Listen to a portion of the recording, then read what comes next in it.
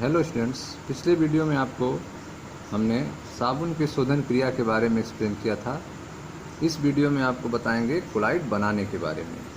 तो आइए स्टार्ट करते हैं कोलाइड बनाने के बारे में। तो ध्यान से समझिए, कोलाइड बनाने की कुछ महत्वपूर्ण विधियाँ निम्नलिखित हैं।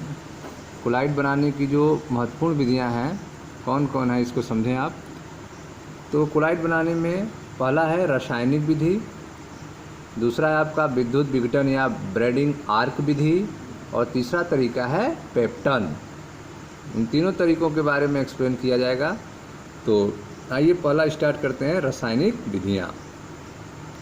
कोलाइडी विलयन दिक् अपघटन, ऑक्सीकरण, अपचयन अथवा जल अपघटन जैसी रासायनिक अभिक्रियाओं द्वारा जिनमें अणु निर्मित होते हैं बनाए जा सकते हैं। तो आप देख रहे हैं कि रासायनिक विधियों में कौन कौन से तरीके हैं जिसके द्वारा कोलाइड बनाए जा सकते हैं। तो वह तरीका है आपका दिक् अपघटन, ऑक्सीकरण, अपचयन, जल अपघटन। ठीक है, इतने तरीके हैं जिनके द्वारा कोलाइडी विलयन के अणु निर्मित किए जा सकते हैं। ये अणु पुंजित होकर साल का निर्माण करते हैं। ये जो अणु बनते हैं, यह अणु क्या करते हैं, पुंजित होकर इकट्ठा होकर साल का निर्माण करते हैं। ठीक है, तो आइए देखते हैं, ध्यान से समझिए। तो पहला है आपका दिक् अपघटन। ठीक है, यह आर्सेनियस ऑक्साइड है।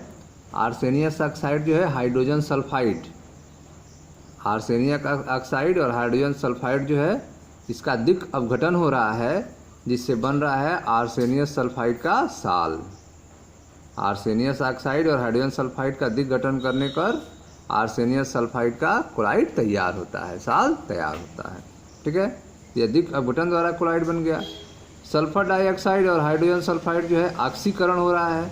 ऑक्सीकरण होने से सल्फर का साल तैयार होता है। नेक्स्ट है आरिक क्लोराइड। आरिक क्लोराइड जो है फॉर्मेल्डिहाइड और जल के साथ अभिक्रिया कर रहा है, अपचयन हो रहा है, जिससे गोल्ड का साल तैयार हो रहा है। फेरिक क्लोराइड, ठीक है, इसका जल अपघटन हो रहा है, जिससे फेरिक हाइड्रोक्साइड का साल तैयार हो रहा है। तो आप देख रहे हैं कि यह सब रासायनिक विधियां हैं कोलाइड बनाने का। पहला आपने देखा दिक् अपघटन से आर्सेनिक सल्फाइड का कोलाइड तैयार हो रहा है, साल तैयार हो रहा है। ऑक्सीकरण से सल्फर का साल, अपचयन से गोल्ड का साल, और जल अपघटन से फेरिक हाइड्रोक्साइड का साल तैयार हो रहा है। तो इस तरह से रासायनिक समीकरणों के द्वारा दिक् गठन, ऑक्सीकरण, अपचयन, जल अपघटन के द्वारा हम रासायनिक विधियों से कोलाइडी साल का निर्माण कर सकते हैं। अब दूसरा तरीका है विद्युत विघटन या ब्रेडिंग आर्क विधि द्वारा कोलाइड साल तैयार करना। ठीक है, तो इसको आप ध्यान से समझें। दूसरा तरीका विद्युत विघटन या ब्रेडिंग आर्क विधि। इस प्रक्रम में परिक्षेपण एवं संघनन दोनों ही सम्मिलित होता है। इस प्रोसेस में परिक्षेपण भी होता है और संघनन भी होता है। ठीक है, इस विधि में क्या होता है, परिक्षेपण और संघनन दोनों सम्मिलित होता है।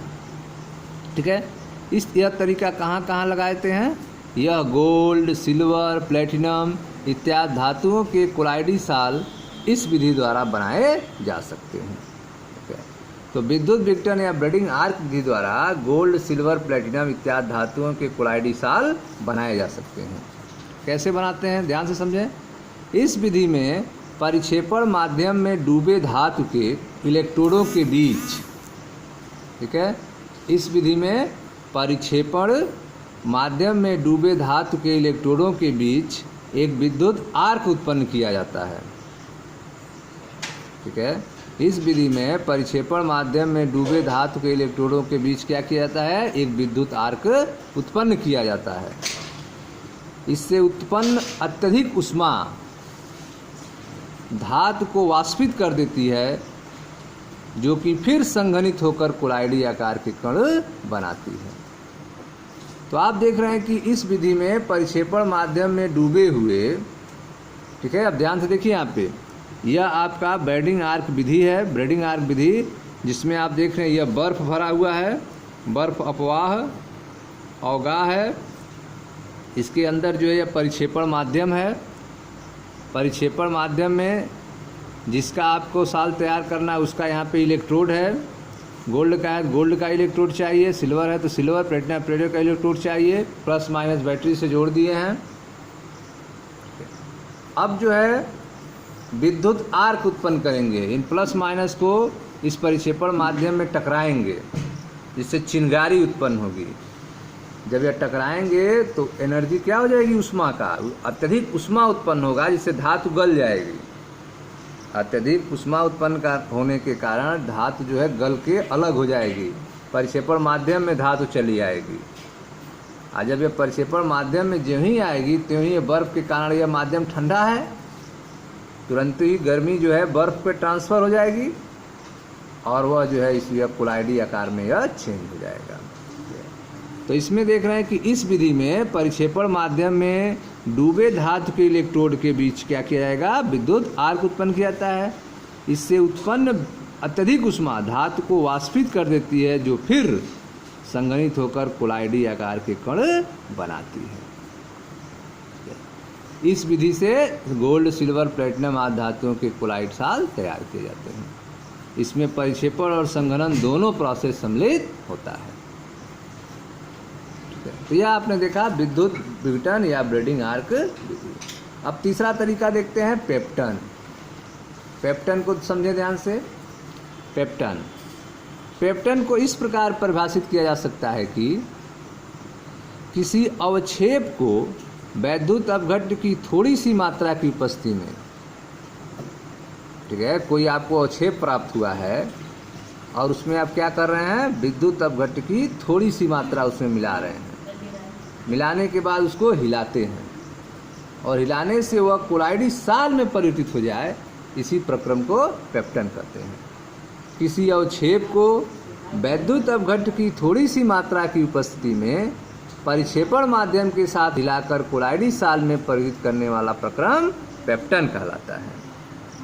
क्या परिभाषा देंगे, किसी अवक्षेप को वैद्युत अपघट्य की थोड़ी सी मात्रा की उपस्थिति में परिक्षेपण माध्यम के साथ हिलाकर कोलाइडी साल में परिवर्तित करने वाला प्रक्रम पेप्टन कहलाता है। इस प्रक्रम में प्रयुक्त वैद्युत अपघट्य पेप्टी कर्मक कहलाता है। इस प्रक्रम में जो वैद्युत अपघट्य यूज होगा उसको क्या कहते हैं, पेप्टी कर्मक कहते हैं। ठीक है, यह विधि सामान्यतः ताजे बने अवक्षेप को कोलाइडी साल में परिवर्तित करने में प्रयुक्त की जाती है। तो यह पेप्टन विधि जो है वह ताजे बने हुए अवक्षेप को कोलाइडी साल में परिवर्तित करने के लिए यूज की जाती है। पेप्टन के दौरान अवक्षेप वैद्युत अपघट्य के किसी एक प्रकार के आयनों को अपनी सतह पर अवशोषित कर लेता है।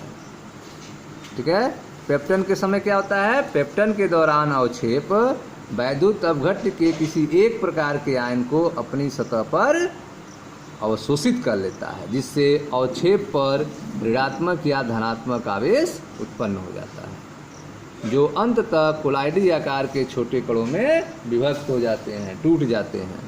तो आप देख रहे हैं कि पेप्टन के दौरान जो है जो अवक्षेप बना हुआ है, तो अवक्षेप क्या करता है, वह अवक्षेप जो है वह वैद्युत अपघट्य के किसी एक प्रकार के आयन, वैद्युत अपघट्य में दो आयन होंगे, प्लस माइनस होंगे, तो वह जो अवक्षेप है वह वैद्युत अपघट्य के किसी एक प्रकार के आयनिक सतह पर क्या हो जाएगा, अधिशोषित हो जाएगा, अवशोषित हो जाएगा। अधिशोषित नहीं, अवशोषित हो जाएगा। ठीक है, जिससे अवक्षेप क्या हो जाएगा, या तो धनात्मक हो जाएगा या तो ऋणात्मक आवेश उत्पन्न हो जाता है, जो अंततः कोलाइडी आकार के छोटे कणों में टूट जाता है, विभक्त हो जाता है। ठीक है, तो इस तरह से आपने देखा कोलाइड बनाना, जिसमें आपने रासायनिक विधियाँ, विद्युत विघटन या ब्रेडिंग आर्क विधि और तीसरा पेप्टन देखा। पेप्टन ने आपने देखा डिफिनीशन पेप्टन का बहुत इंपॉर्टेंट है, पेप्टन पूछा जाता है। किसी अवक्षेप को वैद्युत अपघट्य की थोड़ी सी मात्रा की उपस्थिति में परिक्षेपण माध्यम के साथ हिलाकर कोलाइडी साल में परिवर्तित करने वाला प्रक्रम पेप्टन कहलाता है। इस प्रक्रम में प्रयुक्त विद्युत कर्मक वैद्युत अपघट्य पेप्टी कर्मक कहलाता है। यह विधि समानतः ताजा बने अवक्षेप को कोलाइडी साल में परिवर्तित करने में प्रयुक्त की जाती है। पेप्टन के दौरान अवक्षेप वैद्युत अपघट्य के किसी एक प्रकार के आयनों की सतह पर अवशोषित कर लेता है, जिससे अवक्षेप पर ऋणात्मक या धनात्मक आवेश उत्पन्न हो जाता है, जो अंततः कोलाइडी आकार के छोटे कणों में विभक्त हो जाता है। ठीक है स्टूडेंट्स, इसको आप रिवीजन कीजिएगा। मिलते हैं नेक्स्ट वीडियो में। कोलाइडी विलयन का शुद्धिकरण के बारे में पढ़ेंगे। इस वीडियो में आपने देखा कैसे कोलाइडी कण बनाया जाता है, और नेक्स्ट वीडियो में आपको बताएंगे कैसे कोलाइडी कणों को शुद्ध किया जाता है, साफ किया जाता है। Thank you students.